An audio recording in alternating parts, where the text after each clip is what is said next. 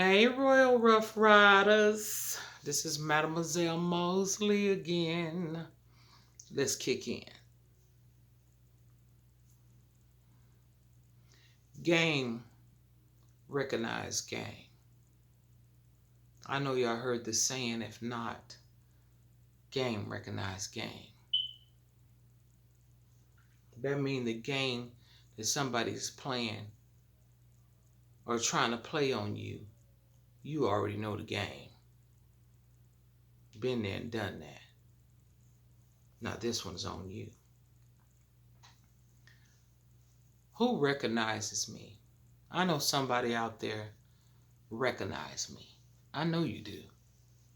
Or you think you recognize me by how I look. You can't look at a book and tell what it's about.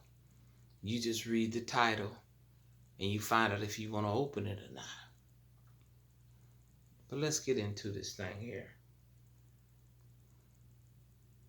How you recognize me is not my reality. That's your reality.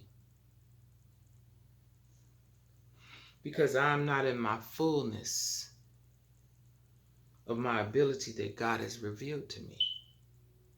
We all supposed to be steady growing.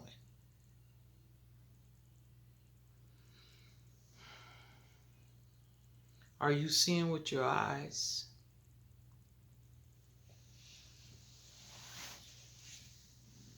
Or have you come to realize that the inner man you will never understand? That's why to recognize me, or somebody was to recognize you in your past, is so they don't have to receive what you have become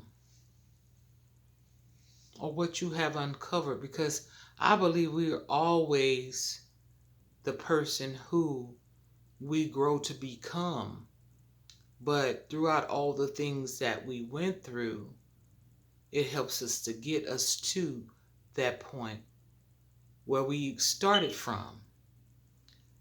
See, I'm going to say it like this. When it says in the Word of God that I knew you before you were formed in your mother's womb, that means the spirit that God has given you was always there.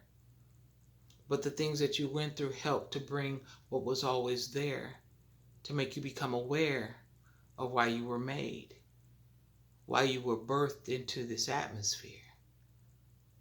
You weren't birthed just to be a lawyer, a doctor, a preacher, a teacher. You were born for something greater than the monetary way that you support yourself. You have some greatness to be a blessing to someone else. But like I said, for someone to recognize you or me in the past is so they don't have to receive what it is that you become. Because to validate, see, they need to validate that you are still you. You know that old you? They have to validate that you are still you. The reason why they got to validate that you are still you is so you have to say, I'm still the me you want me to be. That's what it is. They want me to be the me that I used to be. Because see, if I changed and they still the same, they feel like I think I'm better than them because now that I'm no longer doing what they doing. No, it's called growth. It's called growth.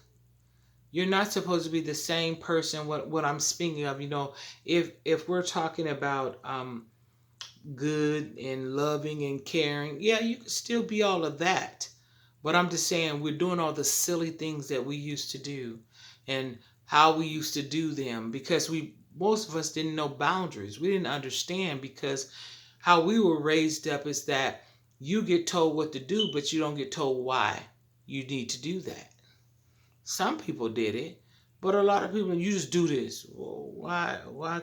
Don't ask me why, just do it. No, you need to have the understanding of why. Not just have your child to do what you say, but make them understand why you're saying it. It makes it more plain and easier for them to do it and not go outside of it to challenge you because they don't understand the reason why you're telling them not to do it. But if I've changed and you haven't changed, you're going to try to take my change like I really haven't changed and to do things to me or have me to do things we used to do so that you don't look like you've lost a great point of view. You know how sometimes you be like, no man, I don't smoke no more. Oh, come on, let's just roll one. You know, it ain't gonna hurt you none. Nobody say it don't hurt me none. I'm good. I don't need to do that. I don't need to medicate no more because I've healed. I don't need to do that. Oh, come on, let's take a drink. No, I don't need to do that no more. I've healed. I've dealt with my childhood trauma. So I don't need to numb myself no more because I've healed. See, people want you to stay in that to make them feel all right where they at. That's why they're trying to keep you going back. Oh, girl, let's go out and let's find some dudes or find some of these men that are, that we could talk to and, they buy us a drink and maybe we go out to eat and, you talk to them. Baby, I'm good. I've healed. I don't need to be with somebody to feel like I'm somebody. I am somebody, even if nobody knows my name. You are still somebody if nobody knows your name. You are still somebody. You don't have to be with somebody to be somebody. It's like, I really don't think y'all know how important you are.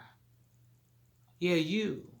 How important the you that you are. Because God has given you something so great.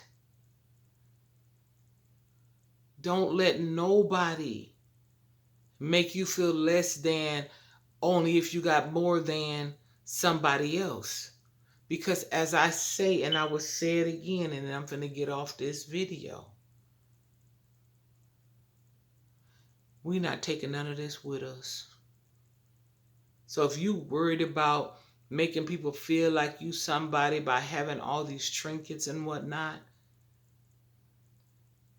you don't need to go any further. You need to understand that these things are not going to cross over with us.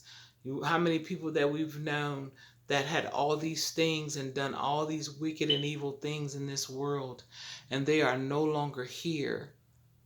They're wherever they are, doing whatever they're doing, going through whatever they're going through. And I know if they could talk and tell you, they would tell you not to do it. They would tell you to turn around. They would tell you to stop mistreating people.